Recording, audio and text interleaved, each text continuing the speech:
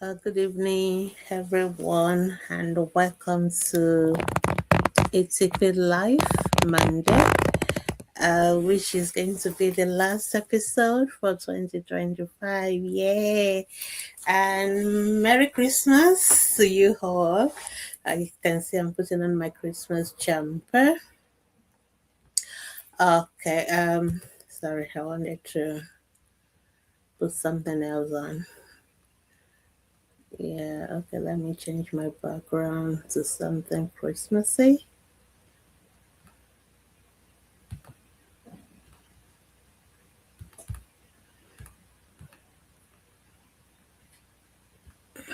Okay.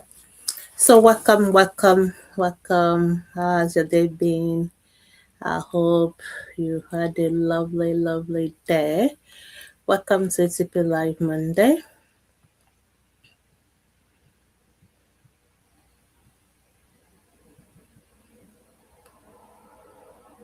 Okay, does that look better? Okay. Yeah, so welcome to ATP Live Monday. Hi, I'm Bemi Salaboide, and it's my pleasure to be here today to answer any question you may have about the health of your children. So we got 60 minutes to be able to answer any question you may have. So thank you so much for joining me, whichever platform you're joining from, on Facebook, on YouTube, on Instagram. You're welcome. Welcome everyone. Merry Christmas. The first thing first, let's just share the video. Let's share the link so that everybody can see us and they can hear us. Okay, so I'm just going to do the same. We'll do that right now. And then after that, if you have any question, feel free to drop your question and then we will answer them.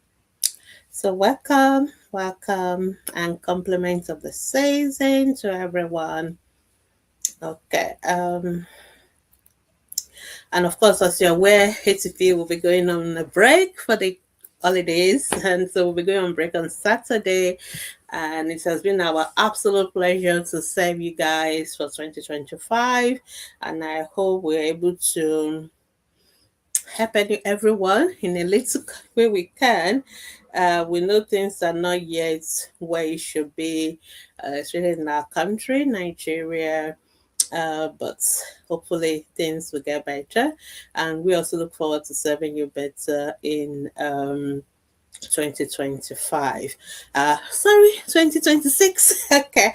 So, but it's been our pleasure serving you in 2025. So, thank you so much. And for those of you who are always here, come rain, come shine. Thank you so much for being consistent.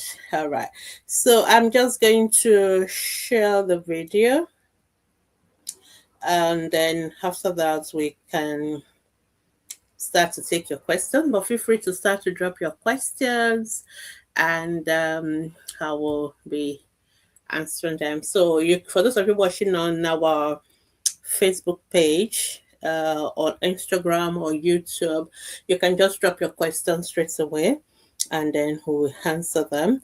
However, for those of you who are watching on the group, you have to click on the video so that it will take you to the video page so that when you drop your comments, I can see them. But those on Instagram, on the Facebook page already, or on the YouTube channel, you can just drop your questions straight away and I'll be able to see them. So welcome everyone. So let me also pin the video to our groups as well. So some people will not say things unless you pin it for them. Um, okay, I'm looking for the video. It's still not showing. Okay, so thank you so much for joining us. Okay, open my video.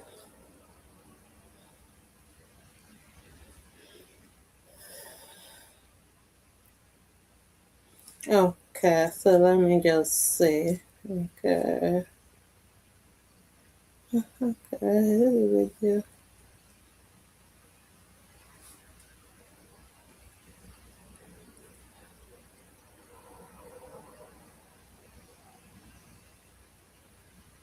Okay, I don't know why I can't see the video on our page, but I'm sure it's somewhere there. Okay, I've seen it now. I just want to pin them. Why am I not seeing it in Ask the Pediatrician? Okay, let me share it again. Mm.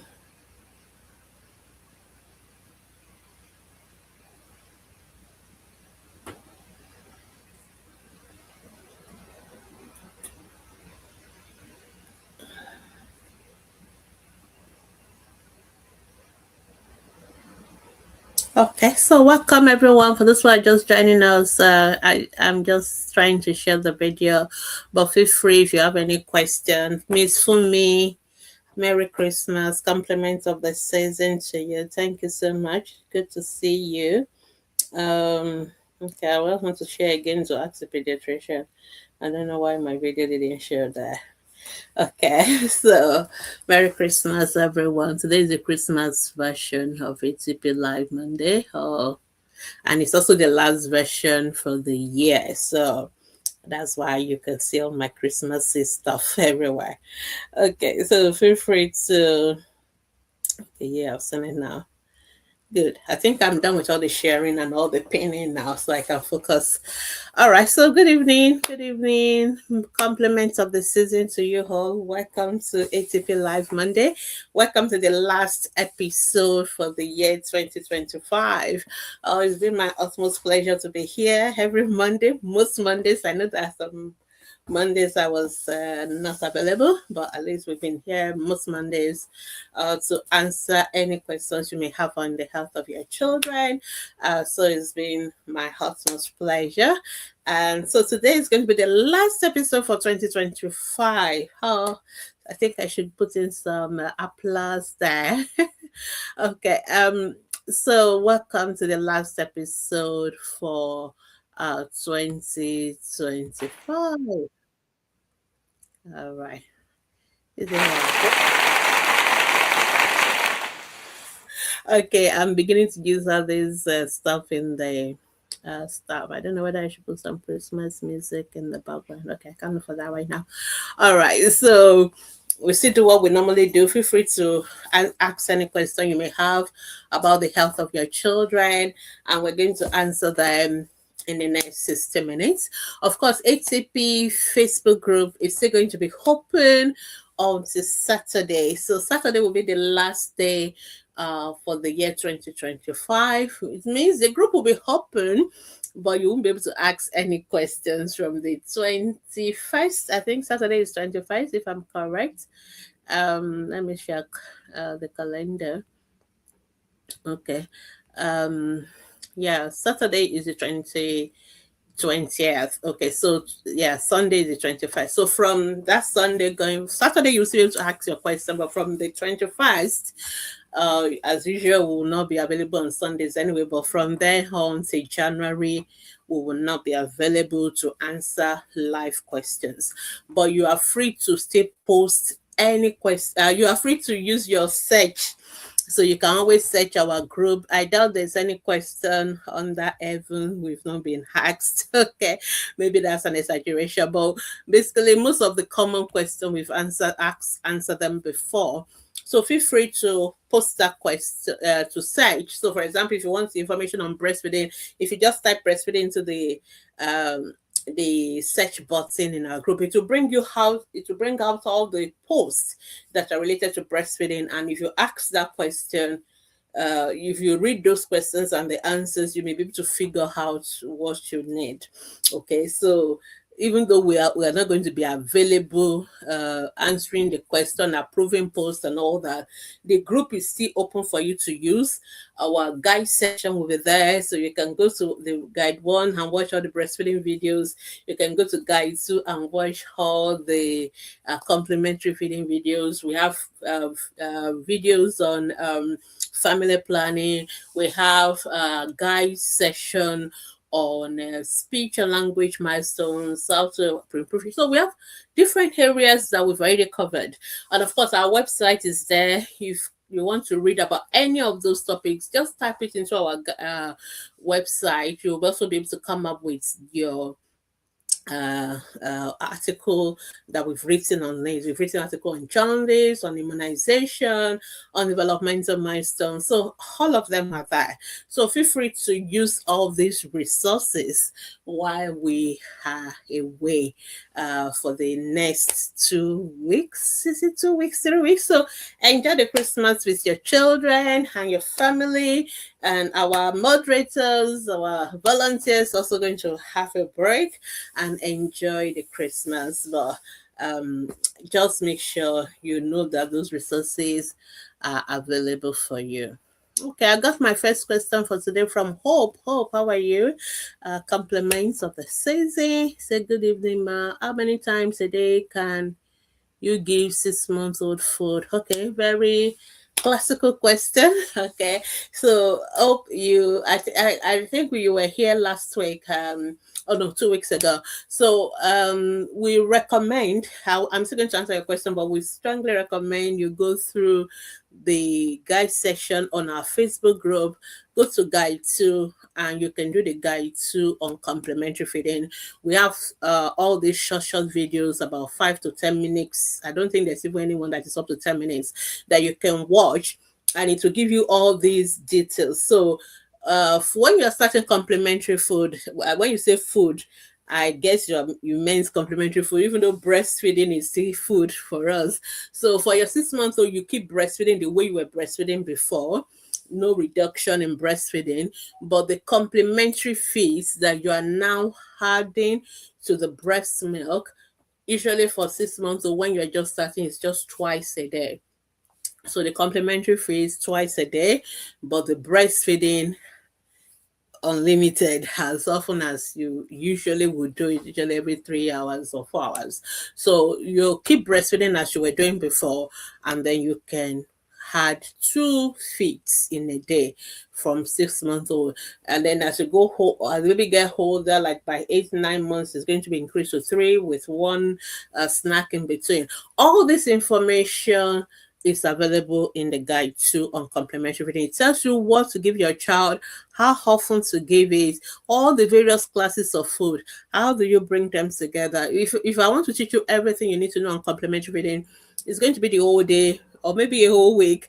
But what we've done is to put them in all these videos, thanks to Global Health Media for making those videos available. So you can watch them. You will know everything you need to know about complementary feeding. I always strongly recommend first that you watch that video, all those videos, before you start complementary feeding.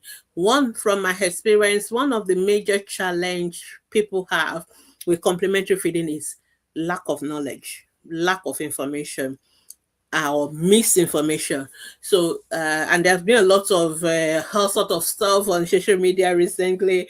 Many people have been asking us, a particular doctor, people send me all these clips, people send me email, WhatsApp, and a particular doctor has said we should not add milk to the baby's food. Oh, hey, is it true? Is it? And I'm always wondering, when people go to get information from somewhere, why do they always want somebody else who didn't say that information to be the one to be telling them what is right or wrong? So I always say, because we are living in the era where everybody has a platform. Once you have a phone, you have your own platform. Anybody can go on social media. Anybody can say anything they want to say.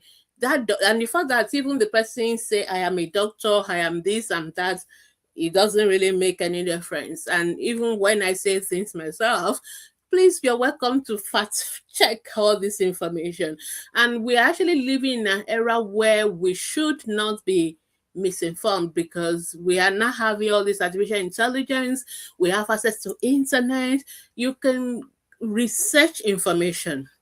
Okay, so you can always research information for yourself. Okay, so when somebody say things, they shouldn't just say things and drop mic. That is not how a scientist talk. I've watched that video and I was really like very disgusted, to be honest. if you're going to come up and say this as a doctor or as a scientist, you need to back it up with evidence. We practice what we call evidence-based information. So it is not right for you to just say, oh, don't add meat to your baby's food. Based on what? What research? What evidence? What thing has been published? And these days, you can always check. There are people that we call authority on information. Okay, I'm being as an authority on my own.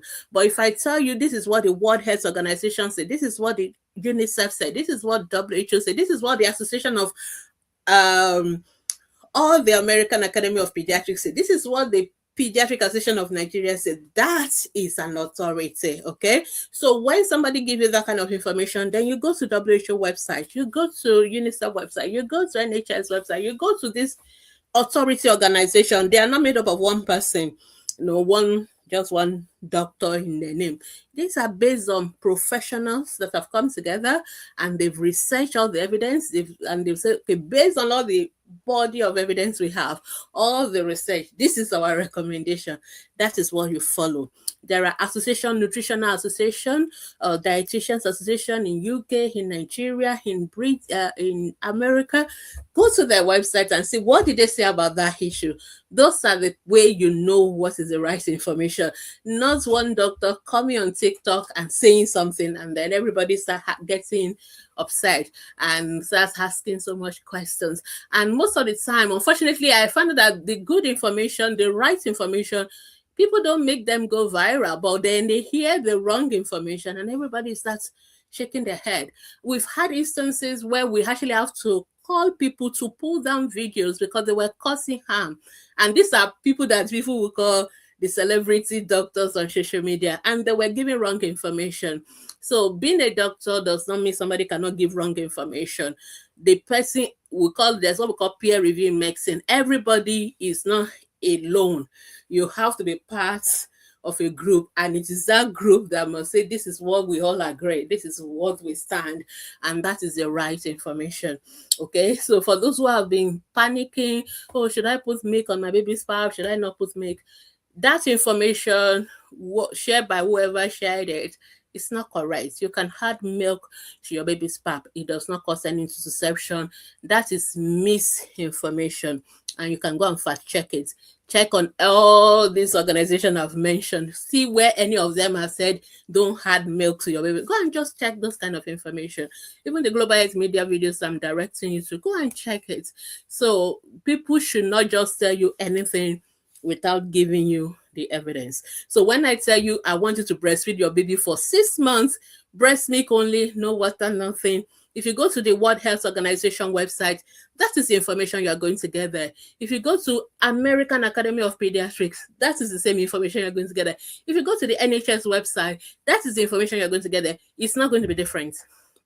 Okay, because that is the scientific evidence and recommendation. So it is not just the way me saying we should only do exclusive breastfeeding for 6 months. There are evidence behind it, even in deeper details for those who are scientific. Of course, when we talk to parents, we don't need to bore you with all those jargons, but if you are the kind of person that wants that, you will get it. Okay, so that is how scientists talk. So be careful who you listen to on social media. It is your responsibility who you listen to. It is not our responsibility, and it's your responsibility what you believe or what you don't believe. So, but you have responsibility for making sure you are wise to know what is correct and to research your own evidence for yourself. So that is up to you, really. So that I will leave it at that.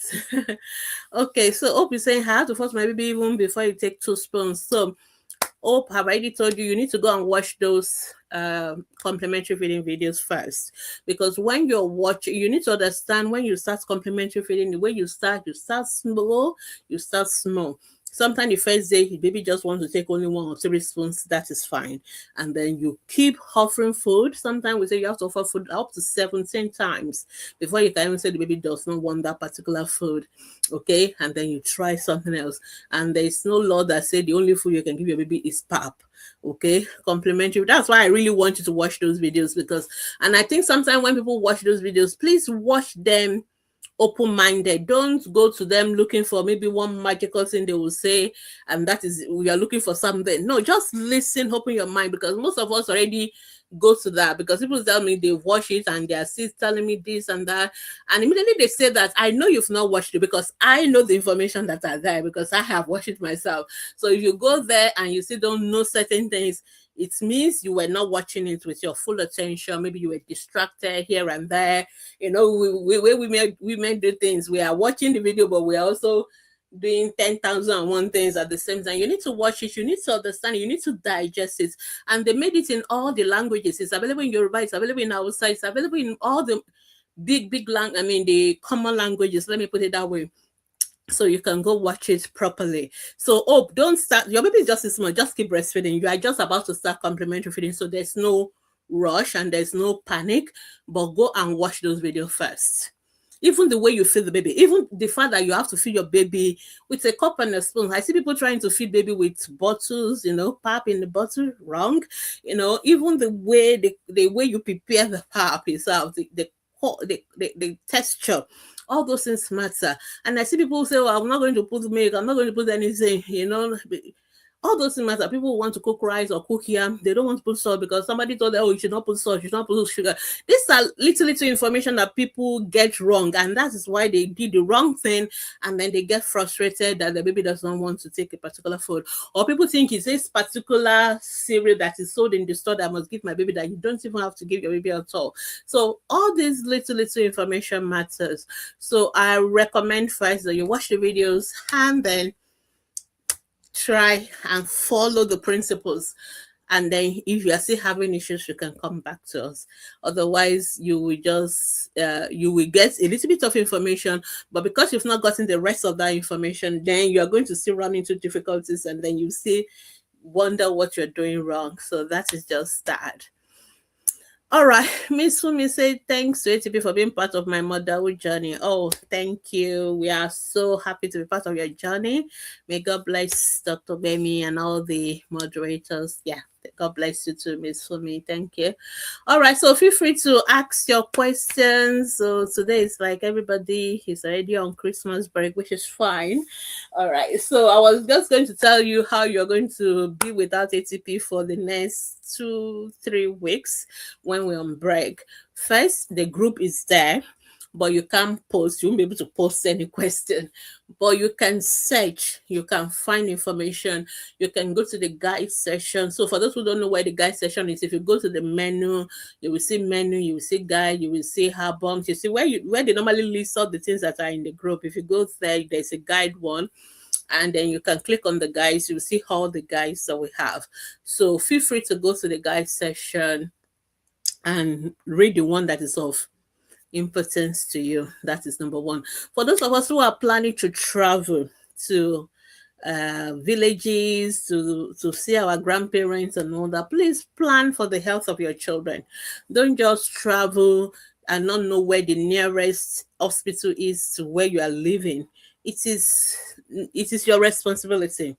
Okay, because I see people telling me, "Oh, I'm in my village. Oh, what do I do? My baby is sick. What do I do?" And I'm like, you have to take your child to the hospital. So, but as people make it sound as if the villages don't have hospitals, villages also have hospitals. You just need to know where they are, and you need to know where the nearest maybe is a health center.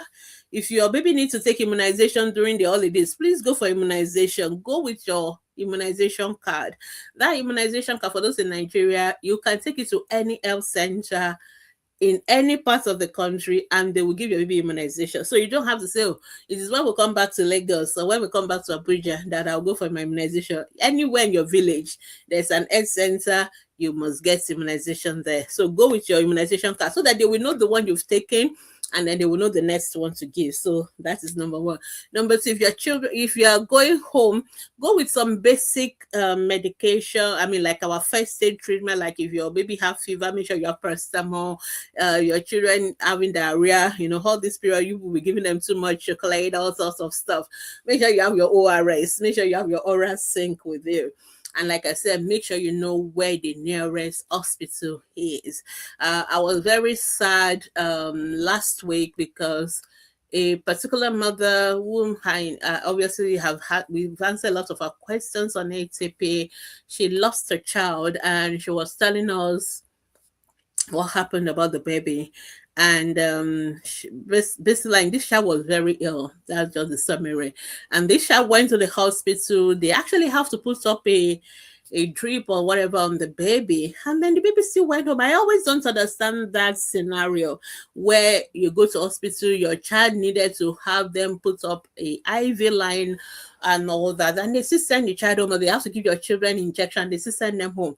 It's actually not appropriate. If a child is sick enough to need injections or to need IV line, then that child should be on admission. Most of the time, that child should be on admission. Okay, so this child went home, and then mom felt the child was getting worse at night, and then so we'll wait till the morning. Again, that is an error.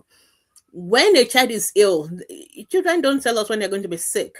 But when children are sick, if a child needs to go to the hospital, you go to the hospital. I don't care what time of the day or night it is. You take that child, put the child in the car, and get to the hospital. Ideally, in an ideal world, we should have ambulance services. You should call ambulance, they'll come and take you to the hospital.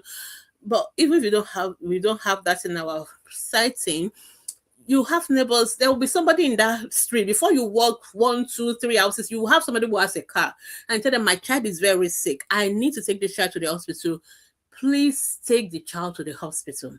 When it comes to children, time is of essence. If you need to bring a child to the hospital and in 1 hour and you don't, it doesn't matter. So I don't always get when people say, oh, we think we'll wait till the following morning, oh, that the hospital is too far away. All those kind of reasons we give, it is not acceptable at all. Health issues sometimes is an emergency. When it's an emergency, emergency means life-saving intervention must be done now. It's not something you're going to wait. So all this one will say, we'll wait till it's morning. Why do you have to wait till the morning? The same, the people who have children who are sick from morning, then they'll say, oh, it's already night, I'll go the following day. No, the hospitals run 24 hours. Doctors do calls. That is why doctors sleep in the hospitals. That's why they are there. So we don't go on call to go and sleep. We're on call so that if the child has an emergency, you bring them in. There is a doctor in the hospital. Every general hospital, every teaching hospital, even when they are say they're on strike and all that, there will still be somebody who is there for the emergencies. Emergency team they're always open, no matter what time, even during Christmas, even during New Year, even anything. Please, the hospitals are always open. So please take the children to the hospital. Don't say, oh, I will wait till the following morning. So it's always too late sometimes. So so I'm just trying to use that experience to correct, because I was reading through the story of the mother, and I was like, oh, this child is sick. Number one, this child should not have gone home. Number two, this child became worse at night. The mom should have taken the child to the hospital that same night, but they say, oh, we'll wait till the following morning. And ideally hospital cases should not be waiting. I know we have a lot of security issues and all that, but God will help us. But please, let's try and take the children to the hospital. And if your child is very sick, please stay in the hospital. I know some of us also don't like to stay for admission. So the doctor will say, we are going to admit your child. No, I'm going to go to work tomorrow. I'm going to go to my business. You have to prioritize. What is more important, our work or our children's life? There are some things, your work, you can always go back to work. Even if they sack you, you may get another job, but you're never going to get your child back if anything happens to the child. So we should value our children's health. And unfortunately, I think we live in a country where we don't really value health issues. It's always so sad, but health is one of the things we should, value the most. But unfortunately, we tend not to value our children's health.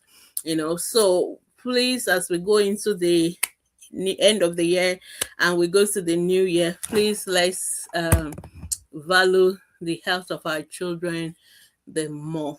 Okay, I don't know what's happening to my screen.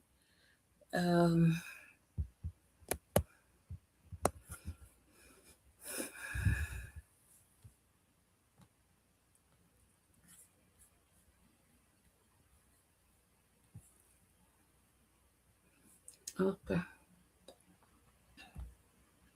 Oh, all right, I'm back. I think something happened to my screen. It just went off. Okay, so these are just general information, but feel free to.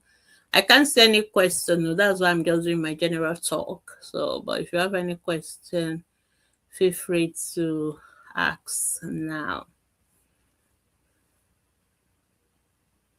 Am I frozen?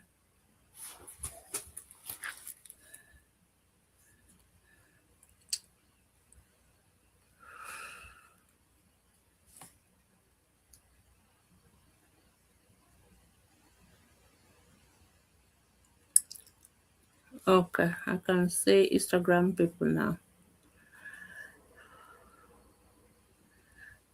Okay. I think I should just refresh my stream yet. Uh,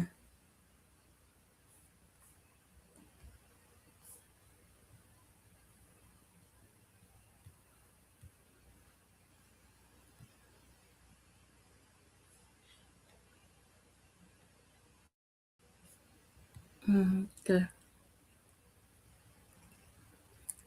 Okay.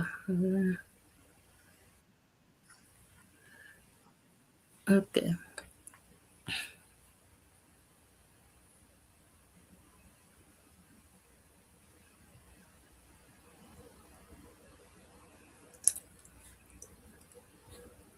Okay. Anyway, I think I'll just use my phone to get this Instagram because I can't see my Instagram is messing up.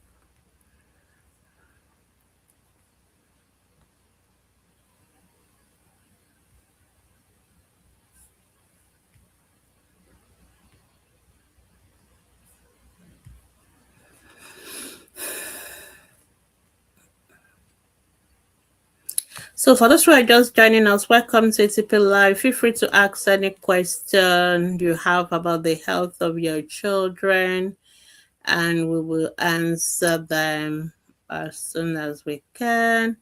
And Instagram people, also seeing you. Feel free to ask your question, and I will answer them as well.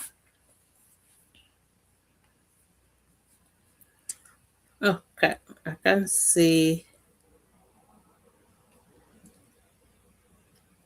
any question. Okay, Loretta Moore, thank you. Say, but we can see you. Good evening. All right, thank you so much for confirming that. Sometimes technology can sometimes mess up. So I just felt like my Instagram became frozen. I couldn't see people, but at least I'm happy you can see me. So I'm using my phone now to see any messages I have on Instagram as my backup. So thank you, Loretta. Merry Christmas to you. You've been one of our consistent viewer on Instagram. Thank you. All right, on Facebook, and I can see those on Facebook though. If you have any question, feel free to drop your question. For those watching in the groups, please make sure you click on the video to drop your question because I know some of us sometimes drop our questions under the video in the group. Unfortunately, I won't see that in my studio here. So that is the only challenge. I won't be able to see it in the studio if you drop it just under your group comments. But if you click on the video, and then I'll be able to see it. Um, so I hope nobody has dropped comments in the group that I can't save.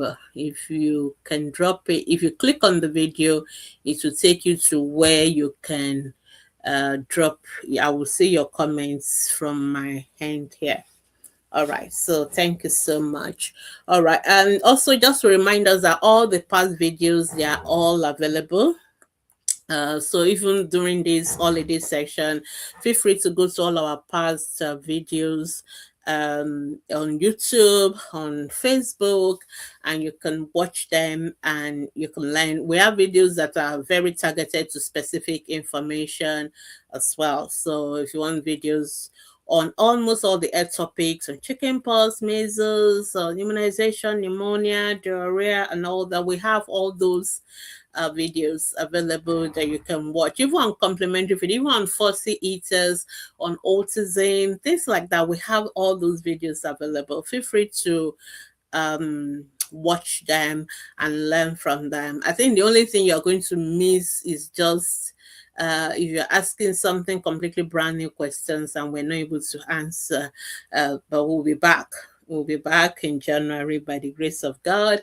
And also, hopefully, by when we come back in January, we'll begin to do more of our teaching videos again. I realize that people don't have enough attention span for the 1 hour videos we used to do before. So we try and keep it something short, maybe 15 minutes teaching, and then it doesn't have to be live. We'll post it, and then feel free to engage or interact with it and ask your questions on that as well. So hopefully we'll continue with that next year. All right. Just to remind us of all our immunizations again, let's make sure we'll catch up with the immunizations. If you've mixed any of the immunization, that is not the end of the world. You can still go and take them. Just walk into any of the health center, show them your card, tell them, oh, I mixed maybe the measles vaccine, or I mixed the chicken pox. We don't have chicken pox yet in Nigeria. Whichever one you mix, you can always get them. And we do have our uh, measles and rubella vaccine that has been launched recently. So there's MMR, there's also now MR. So we now have in Nigeria the MR. It has been launched. We don't have um, the MMR yet for free. It's available. It's not, it's just that you have to pay for it. That's just the difference. But there's no vaccine that is not available in Nigeria. It's just that you have to pay if you want it, but it's available. But if you want the free one, the MR vaccine is launched. Also, the malaria vaccine has been launched as well. So the government has also tried and added things to our list of vaccines. So I know it's not yet available in all the country, in all the states, but hopefully by year 2026 we should all be getting them available wherever we are. So just to remind us of that. And of course, let's not forget the HPV vaccine. HPV vaccine protects our children against human papilloma virus infection. And human papilloma virus infection is the number one association with cervical cancer. Cervical cancer is either number one or number two in terms of cervical cancer, breast cancer. Those are the most common of all the cancers that we have in women. And cervical cancer, unlike breast cancer, is something that is preventable in a bit, because HPV is being treated with 90 or maybe 95% of cases of cervical cancer. So giving our children the HPV vaccine protects them against HPV infection and indirectly protect them against cervical cancer. So that is also available for us in Nigeria for children who are, I think, from 9-10 years old. You can take it for your children. It's also available for women as well, but I'm not sure whether the government is giving the adults for free. So, but it's also good for you as a woman. If you've not taken HPV vaccine, you can buy it and take it for yourself. It will protect you against cervical cancer. But for the children, it's available. And I think we're giving both male and female, but the female preferably anyway, because they are the ones that are at the risk of cervical cancer. All right, so let's not forget all that. I think for the government, the most important thing is we always keep saying we want our government to have, to give us this vaccine, give us that vaccine. But the government is looking at the ones we've given you. Are they taking them? Are the people taking them?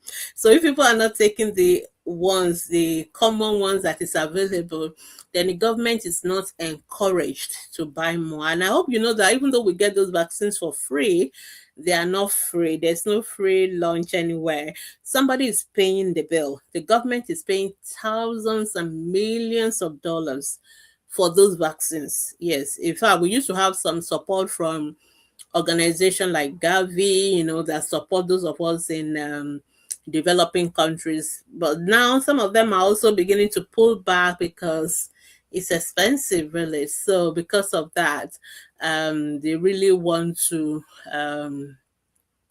pull back and say people like us, we should be able to pay for our own vaccines by now. So I guess that may explain why we have been having some vaccine shortages. I know a lot of people have been asking about rota is not available, and they've gone to hospital multiple times, there's no rota. So but hopefully I think the government is going to say try. But I'm just trying to help you to understand what is happening behind the scene, that vaccines are so expensive, government is paying so much for it, and the only thing we can do to encourage our government is to go and take the vaccines. And we don't have any reason to be forgetting vaccines these days. All of us have mobile, all these apps, phones that we use, and there are apps or there are reminders you can put on your phone to remind you to take your children for their immunization. So let's not forget that. And your immunization card, they always write the immunization your baby has taken, and they also write the date for the next one. So let's try and remember to take all these vaccines. And like I said, if you miss any of them, you can do what we call catch-up immunization. In other words, you can always go back and you can still take those vaccines again. So I hope that is helpful. I don't know whether there's any other general information I really need to give us, but I think I've pretty much covered it. So as we're going home, please go home. Those of us who are traveling for the holidays, go home with your first aid materials, go with your press. That since a mother, you must always have a home. You must have your thermometer. If your children are feeling hot, please use a digital thermometer to check the temperature. Because I see a lot of questions, oh, my baby it's only the head that is hot, the body is not hot, this and that. Your hand is not a reliable instrument to measure temperature. So that is why we created an instrument called a thermometer, and it's easily available. It's a digital thermometer. Don't go and buy the nurse type one, the one with mercury and all that. Buy the digital one. Most of them is about between 500 naira, 1,000 naira for those living in Nigeria. So it's cheap. It's something you can buy in your local pharmacy. So if your child is having fever, your baby feels hot or warm, just put the thermometer there and it will beep after like 2 minutes and you can read. And normal temperature is 36.5 to 37.5. Once it's above 37.5, then that child is hot, that child may have fever, and you can give paracetamol. So always have paracetamol at home. The dose is based on the weight, but I always tell that if you are not sure, just go by what they recommend based on the age of your child. It will be close enough so you can give it, and you can repeat paracetamol every 6 hours. So, and if the temperature is very high, we tend to call 39 and above very high grade fever, or the child's temperature is not coming down with your paracetamol, with you giving them a normal bath, not cold, not hot, normal bath, and or just step sponging them, then or opening or exposing them to fan and all that, you may need to go to the hospital. And don't just always assume every fever is malaria. I know in Nigeria malaria is our top number one cause of fever, but it's not the only cause of fever, and especially in children.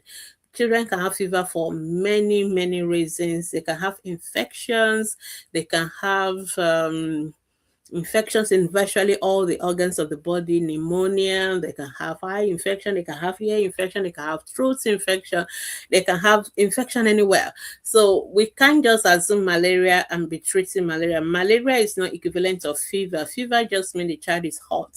Why is the child hot? Is we need to know. It's not all, it can be malaria, but it's not always malaria. So sometimes we need to take the kids to the hospital, preferably hospital where they have good doctors, trained doctors, because some of our hospitals also just do the same. I see hospitals where everybody is just treated for malaria and typhoid, and very common in Lagos especially. So malaria typhoid is not a diagnosis. Malaria and typhoid even don't tend to occur together the way we make it sound in Nigeria. So most of the time we need to see a doctor who should examine the child, look into the ears, look into the throat, listen to the chest. feel the tummy so that they know where the fever is coming from. Sometimes they need to do blood tests, do malaria tests, do these days we are moving away from just treating everybody for malaria. I know we also caused it partially because there was a time we just tell anybody, any children have fever, just treat them for malaria. But even we as doctors, we realize it is a wrong advice now. So we are moving towards the era where we want your children tested first before you give them malaria medication. Shukura, say good evening. Please, can a 7 weeks old baby use fan? Okay, now this question is also one of those common questions we do get asked.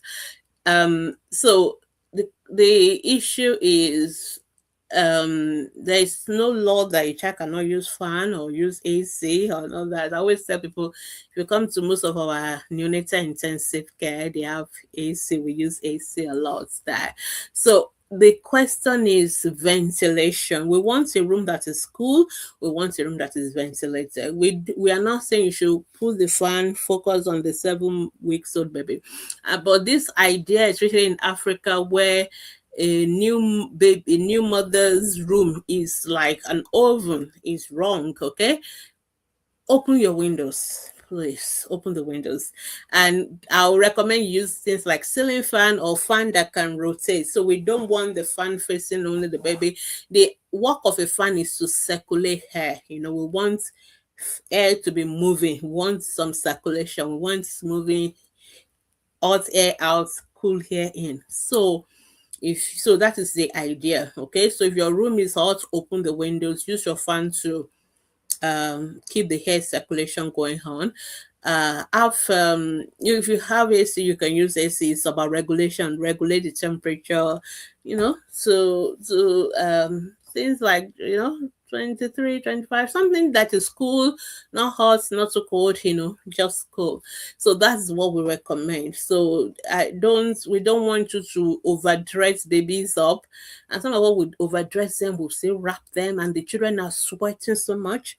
Okay. And there's no law in the constitution that you have to wear cap, mittens, gloves, mittens, socks all the time for babies. Please let the baby have some fresh air. They are not getting pneumonia from the hair. It is not the breeze that is causing pneumonia. Pneumonia is an infection. It is caused by germs. Germs from people who are coughing, who are sneezing into the baby. It is not from the hair. Cool, natural hair, fan, AC, those are not what cause pneumonia in children. So, but if your child is cold, of course, you want to keep them warm. But if the child is hot, sweating, you want to take off the maintenance, take off the cap, and let them be cool. So it's about balance. Okay, as long as we're getting the balance right, we'll be fine. So Chukura, I hope that is clear. Yeah. So Linda Chioma said, my baby is 5 months old and he can't hold his neck. Was the baby born at term? Was the baby born at 9 months or normal time? That's the first question I always ask. So people, when you want to ask any question about development, it's very important for us as pediatricians to know whether your baby was a normal term baby, or your baby was born premature. Babies that are born premature, we need to adjust for prematurity. We need to correct their age first. And it is after we correct their age, we can talk about their development. But if your baby was born at 9 months, Linda, I hope you're still listening to me. And your baby does not have neck control at 5 months, that is delay. That is what we call developmental delay. That child's development is slow. Okay, and it will worry us as a pediatrician, because we expect babies to start having neck control by 3 months, max 4 months. Neck control should be sorted. So if a 5-month-old cannot hold the neck, and that 5-month-old is not a preterm baby, he was not born before 9 months. If the baby was not preterm, then that is delayed. It is late, like using your own words. So you definitely need to come and see a pediatrician. You need to see one of us. I don't know, depending on where you stay, if you have a very good standard private hospital that has pediatrician, you can see them there, or better still, general hospital, teaching hospital, they always have pediatrician. And ideally, the kind of pediatrician you maybe should be seeing should be who we call the neurodevelopmental pediatricians or pediatric neurologists. We are the ones that will see babies with developmental delay. And what we want to know is why. Why is this child development slow? Was there a problem in the during the pregnancy? Was there a problem when the baby was born? Was the labor difficult? Was the baby crying?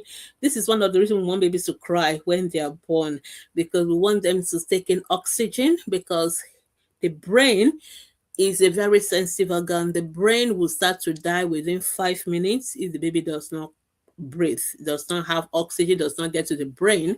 The brain will start to die within 5 minutes, and the brain does not recover. If a part of the brain is dead, that part of the brain is gone.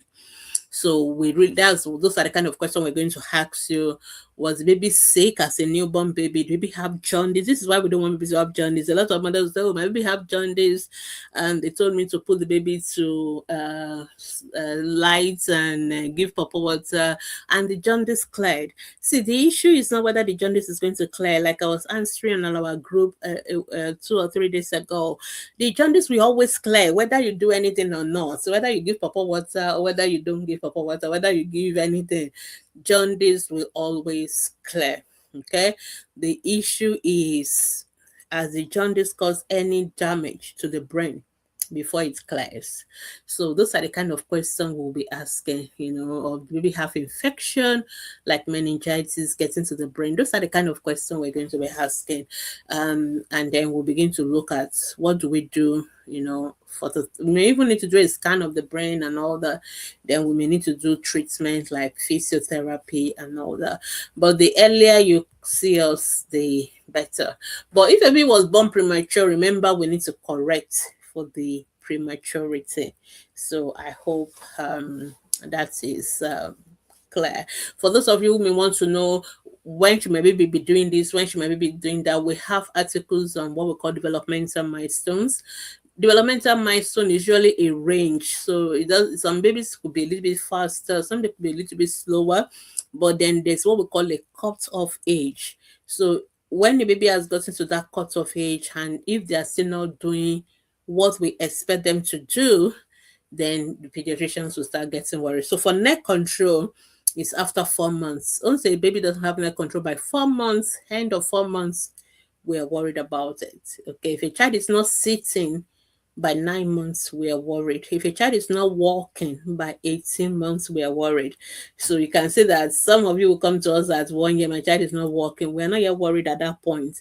The cutoff age for walking is 18 months. A child who is not walking at 18 months is delayed. Okay, a child who is not talking at 2 years is delayed. It's like no word at all, no single words is delayed. So those are the cutoff age, for that. I hope I'm not sure whether Linda is still listening. If you have, just see a pediatrician and then we'll take it up from there. If children also, even when children have developmental issues, if we pick them up early and we give them what we call early intervention, therapies and all that, it also helps. So the earlier, the better. Okay. Yes, I think I've answered all the questions. I can't see any question on Instagram. Instagram people are very calm, cool, collected listeners. So, but feel free to ask your questions. And if you still have any questions, or those of you who are just coming back and you're just watching a live video, you're watching the video recorded during the live session, feel free to post your questions to our Facebook group. We're still going to be there till Saturday, 11:59 p.m. Nigerian time. So feel free to still post your questions. But just remember that this week is our last week for this year, and we will see you again in January 2026. Oh, okay. Some questions just drop on Instagram. I was just going to be saying bye bye. I now saw some questions. Chumc296. Good evening, my dog. My baby is 1 year. born 11 months. Yesterday morning, he woke up with a discharge on his eyelid. Okay. This morning is the same. My 4-year-old, a similar experience 5 days ago. All right. So eye discharge, we all have eye discharge when we wake up in the morning. So just clean it, wash their face. I mean, that's normal. Actually, if it is whitish and all that, just wash it. We're not worried about that. But if the child keeps having eye discharge during the day, so the one you see in the morning time, you wash, they have their bath, you wash their face, and that's it, and it doesn't come up again, then there's nothing to worry about that. But if they still have high discharge after you wash that first one that you saw when you woke up, and especially if it is yellowish, greenish, and it's through the day, and or it's gumming the eyelids together, you clean it, it comes back again, then that will suggest what we call infection in the eye, what we call bacterial conjunctivitis or other kind of conjunctivitis. And those kind of children may need antibiotic eye drop. So what you need to do first, get clean cloth, clean water, you clean the eyes and wash your hands, wash the child's hand, because sometimes also check whether is the eyes, are they red, are they itchy and all that. But make sure you are cleaning the eyes with water, plain water, and you're washing your hands. And if the discharge persists, you bring the children to us in the hospital, and the children can be treated, including a 4-year-old. But it is normal for children. Most of us have eye discharge first thing in the morning. That is not something to worry about. It is the if it is persistent or yellowish and it's persistent during the day, or there's some redness of the eyes, or there's some itchy, then that's when you need to bring the children to us in the hospital. Major Evers, oh wow, long time. Nice to have you on our last program for 2025. You also were consistent in early part of 2025. Good evening, Doc. Please, I want to know, can meningitis kill babies? Of course, yes. Meningitis is a deadly disease. It's one of the reasons we give our children meningococcal vaccine. Those of us in Nigeria, especially the northern part of the country, we pass through what is called the meningitis belt of Africa. So places like they call the meningitis belt, there's also what we call epidemics of meningitis every few years or thereabouts. So that is number one. Then, but any other person can even have meningitis. So when children have infection, maybe chest infection, maybe ear infection, sometimes the infection can spread into the blood, and when it spread into the blood, it can go from the blood to the brain. Newborn babies can have meningitis, older children can have anybody can have meningitis, and meningitis is one of those terrible infections that we don't want for our children. Number one, it can kill, that's number one. Number two, even when a children survive meningitis, sometimes it causes brain damage. It can cause brain damage, because when we say meningitis, it's an infection of the covering of the brain. The coverings of the brain, we call them meninges. So when there's infection of those coverings of the brain, it's meningitis. And even that infection, all that covering the brain, if we don't treat it on time, it can get to the brain directly itself, and it can cause so much complications. So you see children losing their milestones, you see children developing complications like cerebral palsy, disability for life. And that's even if the children survive it. So we don't want children to have meningitis. We have to make sure that's why when children are sick, we treat them quickly and aggressively. That's why we recommend at 9 months you take your children for meningococcal vaccine. And we give meningococcal type A in the national program on immunization, and most of them, because that is the most common of the infection. Some of our vaccines that we also give, the pneumococcal vaccine also protects against meningitis. The HIV vaccine, Haemophilus influenza type B vaccine, also protects against meningitis, and the meningococcal vaccine. So there are 3 vaccines we give that protect against bacterial meningitis. Okay, and even the measles vaccine we give, because there are also meningitis that can be caused by viruses. Measles can also cause meningitis, the viral type. So giving measles vaccine also protects our children. So make sure your children takes all these vaccines. The Penta vaccine that's where the HIV is. The pneumococcal vaccine is also given at 6 weeks, 10 weeks, and 14 weeks. And then the meningococcal vaccine at 9 months. All those vaccines very important in protecting our children against meningitis. Um, so the meningococcal vaccine is not the only meningitis vaccine. The pneumococcal vaccine also is also, so there are three major bacteria that will cause meningitis: pneumococcal bacteria, the H influenza type B, and the meningococcal vaccine. So, and we have meningococcal bacteria, sorry, and we have vaccines against all three. So if you take those bacteria, if you take those vaccines, you are protected against maybe 90% of all causes of meningitis in our own country. Of course, there are other causes of meningitis that we don't have vaccine, E. coli and the rest of them, but we will treat them with antibiotics anyway. But at least if you take these vaccines, you are protected against the most common and the majority and all that. We also avoid overcrowding. Tuberculosis also can cause tuberculous meningitis, and we give BCG vaccine. And actually, that's one of the benefits of giving BCG vaccine. It's not that people giving BCG can still have tuberculosis, but they will be protected against the severe form of tuberculosis, like tuberculous meningitis. So yeah, so let's take all our vaccines. In fact, just taking all the vaccines will protect your children against most of the causes of meningitis, because meningitis can be caused by so many germs, and luckily most of those germs we have vaccines against them. Yeah, Chomsy, I've already explained your question. So if your child has a whitish discharge and you clean it off and that is the end of it, we will not worry about that. That is still within normal. But it is when it is persistent during the day, and that's when we worry about it. Okay, Linda is back. You say you will see the neurologist. Oh, you've seen a neurologist. Okay, good. And she prescribed drugs because he was having seizure. Okay, yeah, you didn't tell us about the seizure part. So there is definitely more going on with your baby. But the good news is that you are seeing the right professional. So I'm happy with that. So just keep working with I hope you're seeing a pediatric neurologist, not just a neurologist, but I guess because we have adult neurologists, we also have pediatric neurologists. No. Chomsy 296. You say here in Port Harcourt, these vaccines are private vaccines and cost saving. No, that's not true. Every single vaccine I've mentioned is on the Nigerian program of immunization, and it is FREE. It is free. It is FOC, free of charge. So there is no vaccine that I have mentioned that you have to pay for. Penta vaccine is free.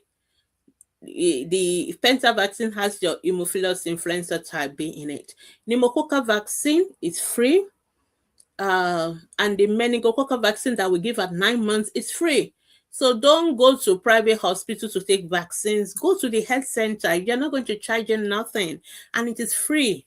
I'm really surprised to hear that information because it really worries me. It will worry all the pediatricians for you to say that Chomsy 29 says that there's still a mother would think all these vaccines are for you to pay for. No, that is like this information you're giving now is like 10, maybe 10 years old or 9 years old. Because yes, when I started ATP, I remember I used to tell mothers to go and pay for Prevena. Then I think it was 20,000 naira then and all that. But even then, HIV was free, you know. So but now all these vaccines, then we didn't have meningococcal vaccine then as well. But now, I mean, in the last 5 years, all these vaccines have been available. Meningococcal vaccines. So then we used to only give measles at 9 months, but we've been giving measles and meningococcal vaccine. Well, I don't know, maybe for the past 5 years. I need to go into the record. So because I actually have to do another article on immunization, and I call it updates on childhood immunization, and that updates now I think it's over 3 or 4 years old now. So that tells you how old this information you are giving is. So I usually tell mothers you don't have to pay for any vaccine. The only vaccine you can pay for if you want to, is the chickenpox vaccine. Chickenpox vaccine is available, but we don't have it in the Nigerian program, so you can pay for that. And then if you want to MMR, if you want the mumps, we have the MR now, but we don't have the MMR. But we give you measles, we can give you MR now, which we just added. Apart from that, really, there's no reason for you to go to private hospital, because if you go on our Instagram or our Facebook page, somebody one day sent me a shopping list of vaccines, and the cost, even Rota is free now. We have Rota for free. Come on. And she showed me, and I was looking at how hundreds of thousands of naira for the vaccine. I'm like, seriously? You don't have to spend a dime on vaccines in Nigeria. All those vaccines, all the important vaccines, they are now available in our health centers, and you can get them for free. So you don't have to pay a single thing for vaccine. No, you don't need to pay. Meningococcal vaccine is available, and it's available from 9 months old, and it is free, and you can go and get it. We now even have HPV. At least we really should give kudos to the Nigerian government. At least, most of the time I always kind of come for the government, but I think the government has really done well when it comes to government have done well, because ATP is 10 years now, and I can actually tell you all these things, because if you listen to me when we started ATP, we didn't have Rota, we didn't have pneumococcal vaccine, we didn't have meningococcal vaccine, we didn't have all these vaccines then. But as we continue with ATP, all these vaccines have now come in. We now have Rota, we now have pneumococcal vaccine, we now have meningococcal vaccine, we now have HPV vaccine, we are going to have MR vaccine, we're going to have malaria vaccine. We have so many, and the problem is our immunization coverage is still rubbish, nothing to write home about, because we don't take our children for these vaccines. So please take your children for the vaccine. Chickenpox, you can take. You don't need to take cholera vaccine. Cholera vaccine is not recommended for children. There are lots of rubbish vaccines that some private hospitals give you because they want to make money from you. Cholera vaccines, typhoid vaccine, you don't need them. Stop giving them to your children. They are just unnecessary. Those vaccines are not recommended for children. They are only recommended for those who are traveling to where there's outbreak of cholera, where there's outbreak of typhoid. You don't need to take all those ones. MMR if you want, but measles is the most important part of MMR, and we're giving you measles for free. Chickenpox, yes, but then chickenpox doesn't kill nobody. You can have the rash, it's inconvenience, but but I can tell you for free that all the good vaccines, all the very important vaccines, they are covered, and you can get them for free in Nigeria. All right. So Shamsi, thank you so much for updating me. Don't worry, if you're still going to have another baby, you won't need to pay any couple for vaccines. So but if you're done, don't worry about it. All right. So thank you so much, everyone, for joining me. I really enjoyed the last parts. Everybody's coming here. We have a lot of lovely conversation. And I'm going to be saying compliments of the season. Merry Christmas. Happy New Year in advance. I will see you again in January. Okay, Shamsi, you are done. Okay, maybe when your grandchildren come, they won't pay for vaccines. Okay, I will see you all in January 2026. I think we're going to, let me see, what dates are we resuming in January? I think we should be resuming either on the 5th or the 12th. Maybe it's the 12th of January we should be resuming. All right. So I think we should just resume 12th of January. So we have some really long break. But before then, please keep being healthy, keep our children healthy, seek healthcare promptly. It's better to go on time. Don't waste time. Know where to get help, and get help on time. Till then, have a wonderful holidays, and have a blessed new year. It is bye-bye from me, and bye-bye from everybody at HCP. We've been so happy to have served you in 2026, and we hope we really served you well.